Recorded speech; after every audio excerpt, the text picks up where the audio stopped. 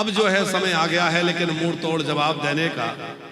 हमारी सेनाएं सराहनीय कार्य कर रही है। एक बार जोरदार तालियां भारतीय सेना के लिए, जो ऐसा विलक्षण कार्य कर रही है और ऐसा शौर्य दिखा रही है कि सारा विश्व देख रहा है कि भारत की नई शक्ति क्या है। आज सारे विश्व की नजरें भारत की ओर हैं। उन्होंने पहलगांव में आकर के और जो पहल की, हमारे शांतिपूर्वक जो सैलानी अपने परिवार के साथ भ्रमण कर रहे थे, घूमने गए कश्मीर की वादियों में। वो कश्मीर की भूमि क्या है? वो कश्मीर की भूमि जो है हमारे कश्यप ऋषि की भूमि है। महर्षि कश्यप ने उस कश्मीर को बसाया। महर्षि कश्यप ने उस भूमि में रहकर तपस्या करी और आज वह महर्षि कश्यप की भूमि, वह दिव्य कश्मीर की भूमि जो विद्वानों का, ब्राह्मणों का गढ़ रहा, वहां इतना अधिक लोगों ने धर्म फैलाने का चेष्टा कर रहे हैं कि वहां लोगों को, सैलानियों को भी जाने के लिए मुश्किल हो रहा है। हमारे करीब 26-27 भारतीय उस समय मारे गए। उनका दुखद मृत्यु हुई,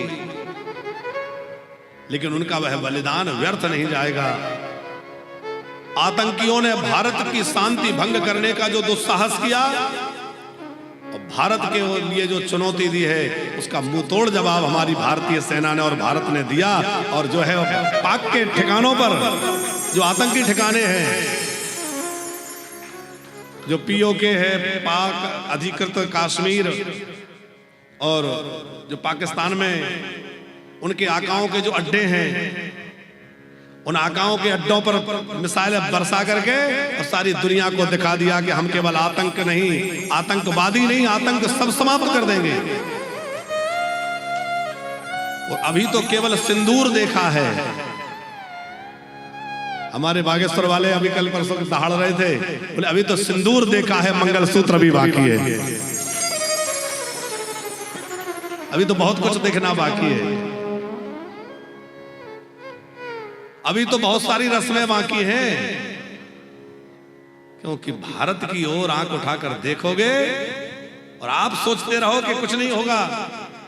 ये पुराना भारत नहीं है, ये नया भारत है साहब। यदि भारत की ओर आंख उठाकर देखोगे तो नस्त नाबूद कर दिए जाओगे और विश्व के नक्शे से समाप्त हो जाएगा वह देश। पता भी नहीं चलेगा कहां था। विश्व के नक्शे से समाप्त कर दिए जाएंगे। इस समय हमारी सेनाएं, और अभी कल की घटना है कि जब हमारी सेना ने यहां से हमले किए तो उधर से जवाबी हमला कल किया गया, और जवाबी हमले में उन लोगों ने भी खूब मिसाइलें वहां से छोड़ी। लेकिन धन्य है हमारे भारत की सेना, सराहनीय हमारे भारत की सेना कि उनकी एक भी मिसाइल को गिरने नहीं दिया, आकाश में ही समाप्त करके नष्ट कर दिया। एक भी मिसाइल नहीं गिर पाई, उनको आकाश में समाप्त कर दिया। और जिन हथियारों का उनको बड़ा भारी बल था और लग रहा था कि हम इनके भरोसे बैठे, हम भारत से युद्ध करेंगे, उनमें से जाने कितने तो तबाह हो रहे।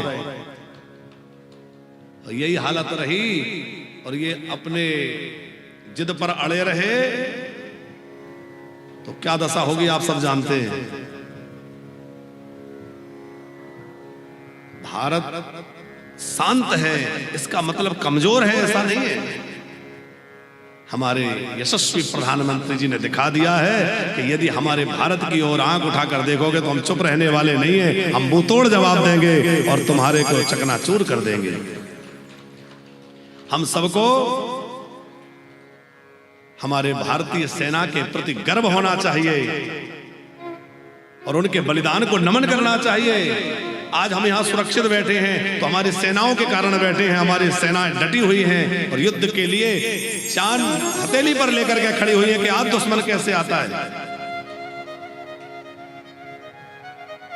हमारे उन सैनिक वीरों के लिए सत सत सहस्त्र सहस्त्र कोटि कोटि नमन है। उन माताओं के लिए नमन है जिन्होंने ऐसे वीर सपूतों को पैदा किया है जो सरहद पर हमारे देश की रक्षा करते हुए युद्ध कर रहे हैं और भारत का गौरव सारे विश्व में बढ़ा रहे हैं। ऐसे हमारे सैनिकों को हम सब नमन करें। उनकी शहादत को नमन करें, उनके शौर्य को नमन करें और उनका इस समय हौसला बढ़ाएं। देखो हम सबका धर्म क्या है, जब कोई भी राष्ट्र युद्ध करता है तो वहां की प्रजा का क्या धर्म है?